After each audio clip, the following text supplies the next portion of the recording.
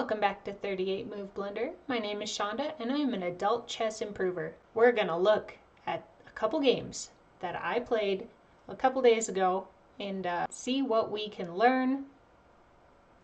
There might be something. Okay, let's get into it. First game. Just a normal Vienna. And I quickly have castled my king. I'm the black pieces. Their best move is to take. They did it. Recapturing with the queen is better than recapturing with the pawn. And I saw that. I didn't want my king to be open, so recapturing with the queen. Also, this is kind of nice. They saw that though and blocked.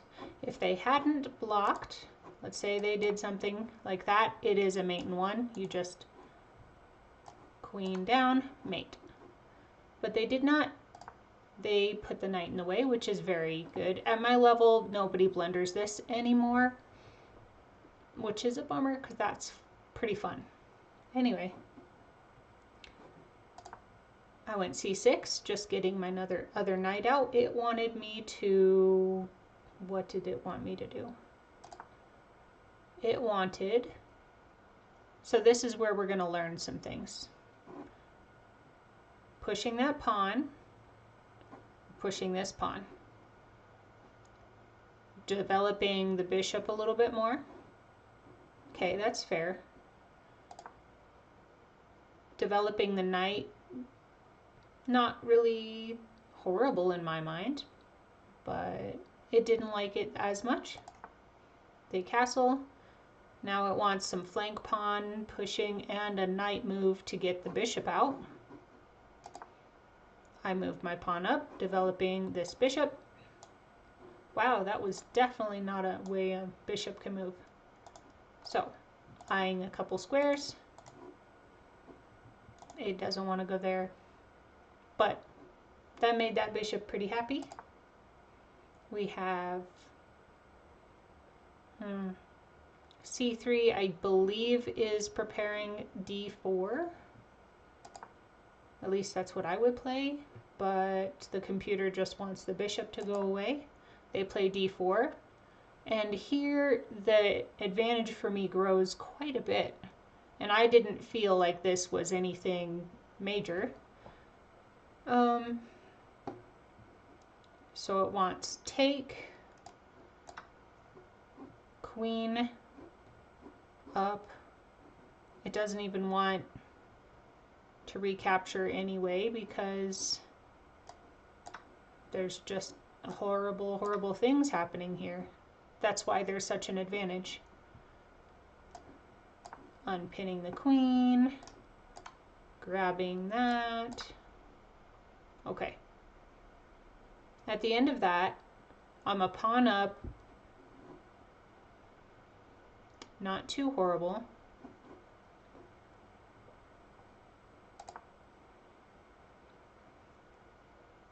Instead, where were we?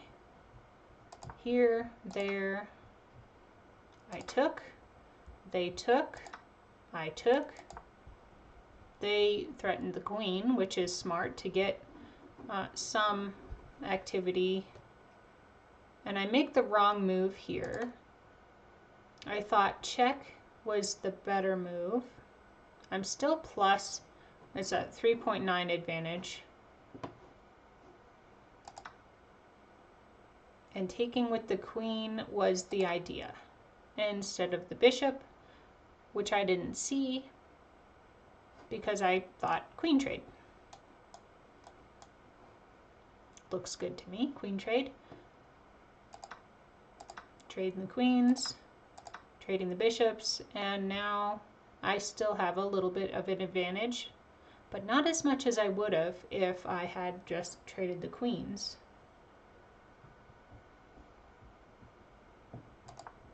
Okay, d5.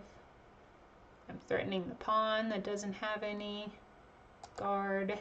They push that up, and I believe I take that. Yes, in the live stream, I think I said, thanks for undoubling my pawns, because that was good for me. I don't mind that one bit.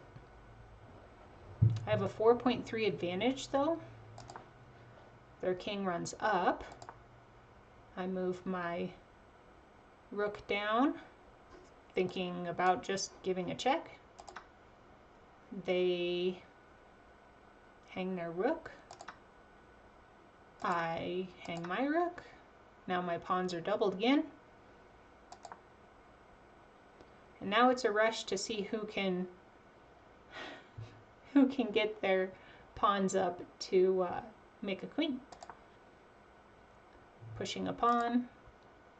That move didn't make any sense to me. I think they wanted to check me, but getting my rook in the game, they threaten a pawn. I push the pawn. They push a pawn. I do see en passant. I don't believe they thought that I would do that though, because I take a pawn, they take a pawn. I threaten the other pawn there.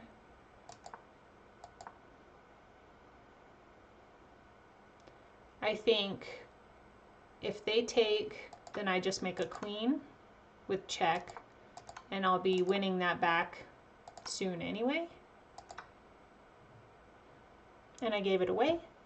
I have a 7.8 advantage because I have so many pawns that are passed pawns. Whoa! Okay. That is not what I wanted to do. Passed pawns. That's why it's such a big advantage. They have 2 pawns that are completely blocked. So we run into the middle. And I see that they can't get closer. And now they definitely can't get closer. So he'd have to run all the way over that direction or out and around. So it pushes a pawn, and I push a pawn. And I'm fine with this idea.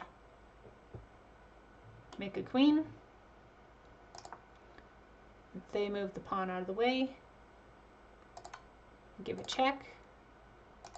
It's a mate in 5. I don't believe I get it done in 5 though.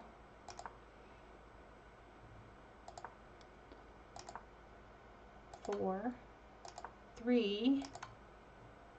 Okay. If I had gone there instead, it would have been keeping, let's see. Oh. You know what? I thought I can't go there. I remember why I didn't go there, because I thought it was stalemate. I didn't even see this pawn over here. So I dance around with my queen quite a bit. Let's go back. I go there, they go there, I check them again. I just don't see that pawn over there, and I keep finagling it until I move closer and see that I can mate. They moved their pawn and I went, oh, it's got moves. So that's when I decided to checkmate. That was a crazy game.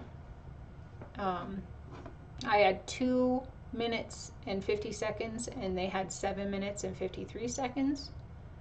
I spent time thinking about my moves where they didn't really, but I felt the time difference. And at that point, I was kind of worried that I was going to lose on time.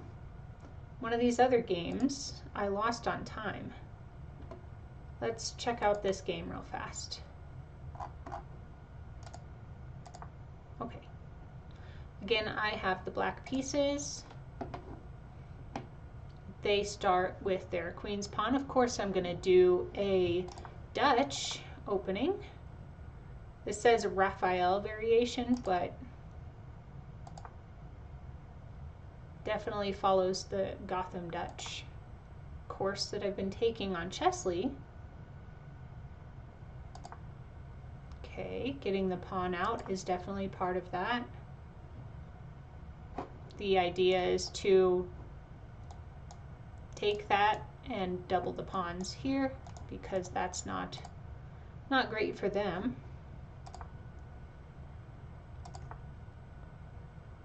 Was that okay? It goes in between castles, takes, and push. Now, I wait to take until I'm forced to there. I just develop some things. So castling, they push me to take, I go ahead and take. Getting that bishop fianchettoed.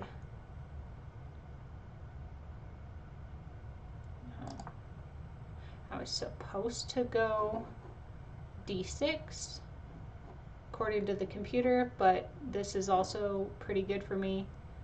It says I have a slight advantage, which is good. The knight jumping in and making havoc is what the computer recommends. Kicking out the bishop and also making room for this knight is my idea there. But I didn't even see that that was hanging. So that's where my advantage dropped. But they didn't see that. They didn't see that at all. Well, that's nice.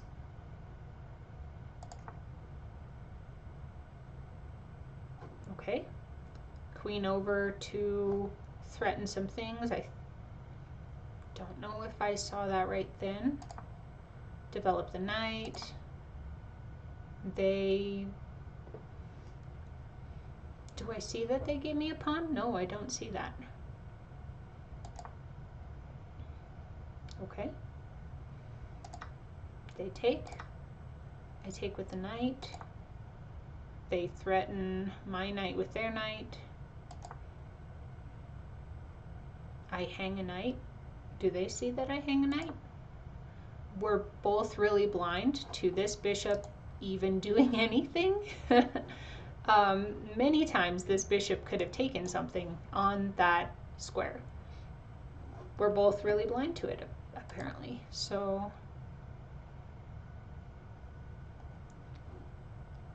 3.5 advantage for them if they take the knight.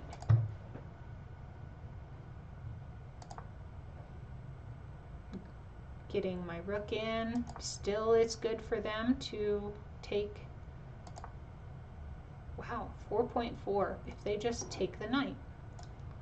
Take. I would lose. It's 2 pieces for. Yeah, that's down in exchange. They don't see that. I don't see that. They finally see it.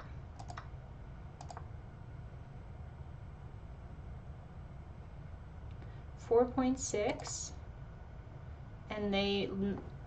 Oh yeah. Mate in 1. This is the mate in 1, and I find it.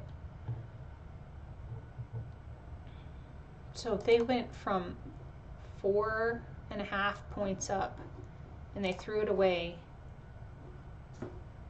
pushing that pawn. They should have gotten that pawn up to block this view, and then we would have had to continue, I guess. The bishop over could threaten the rook, but wow. Okay.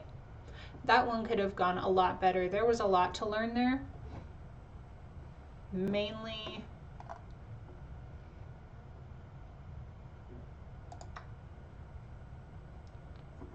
this bishop seeing the threats here. There's 1.